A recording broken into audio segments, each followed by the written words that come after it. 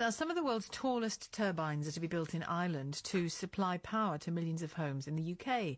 Towers stretching more than 180 metres high will be placed across central Ireland in a deal between the British and Irish governments. Supporters, though, argue that the plan will help the UK meet its renewable energy targets, but opponents warn that the turbines will ruin the Irish countryside. Mike O'Neill is the President and Chief Operating Officer of Element Power. That's the company behind the wind turbine project known as GreenWire. And Andrew Duncan is a spokesperson for the Lakelands Wind Farm Information Group in Mullingar in County Westmeath. Good afternoon to both of you, Mike, and to Andrew. Good afternoon, Sheila. Good afternoon. Mike, where exactly is the plan to build them? Well, there's 5 counties in the Midlands of Ireland, Sheila, where we're looking to situate the GreenWire project. And this will comprise around 700 turbines, spread over about 40 individual projects. How much thought and time and consultation has gone into sensitivity to the landscape?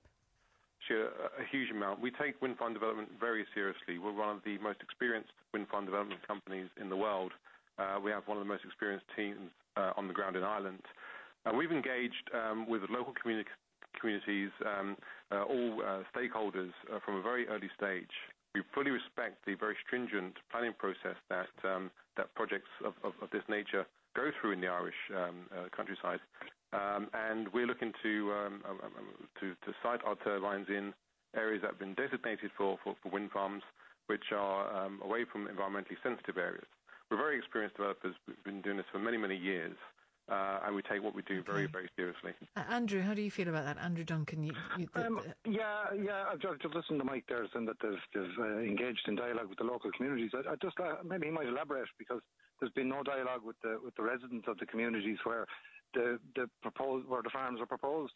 Maybe he might elaborate on what dialogue he's talking about. Of course, Mr. Duncan. Look, we're at a reasonably early stage in this. We're going through the process now. We expect to submit for planning consent later on this year. And all through that process, we'll be consulting with the local community. We'll be going through what is a very stringent planning process within Ireland to ensure that things are done in the most appropriate way. Look, we've got a huge amount of support from Ireland here. We've got support from the Irish Farmers Association, who represent over 88,000 farmers throughout Ireland. The Industrial Development Authority of Ireland and Enterprise Ireland have identified this opportunity in their clean growth strategies.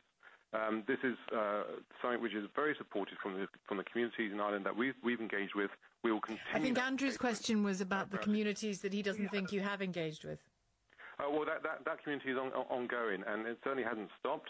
We Mike, it hasn't started. It hasn't started, let alone stopped. There's been no engagement with the communities. You've engaged with the big players, you've engaged with both government departments, but you have not engaged with the communities, and that is the reason that our group was formed.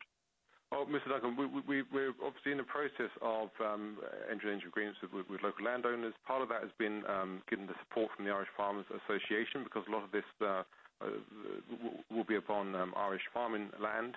That consultation, is a long and thorough process. We absolutely don't see this as a short-term measure. As I said, throughout the whole of this year, we're going to be continuing the engagement that we started, with a view to ensuring that we have support from the local community, which again, from the engagement that we've had so far, has been very positive. Why do they need to be so... I've got some questions for you in a second, Andrew, and you, of course, can put some more to Mike. But Mike, why do they need to be so big? I mean, is it because there isn't sufficient wind at lower levels in these areas?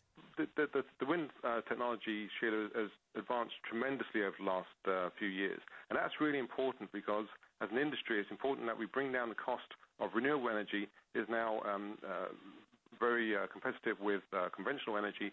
And part of that development in the turbines is having fewer turbines on a wind farm. So therefore, there's less visual impact. Each individual turbine can generate much more energy, be more efficient, and harvest what is an abundant, clean resource for the generation of electricity. Andrew, things are tough economically in lots of places, but Ireland's been hit very hard. There are people who are going to see this as an opportunity, aren't they? Absolutely, and one can't blame them. And Ireland is crying out for jobs, but the basic human rights of the residents of these locations where the turbines are to be constructed are not being taken into account. Mike spoke there about the size of them and that they would be putting up less of them. But if you have a 600-foot turbine located within 500 or 600 metres of someone's home, they're bound to have concerns. And Mike has said there that they will continue to have dialogue with the local communities. They haven't had any dialogue with the local communities. In a letter that in communications between representatives of Element Power and the department, Pat Roberts' department, they've actually stated 8 months ago in May that they'd already significant number of wind farm sites already signed up. So the opportunity is there to enter into dialogue with communities. And the people and residents of these communities are getting very fearful, and one can't blame them.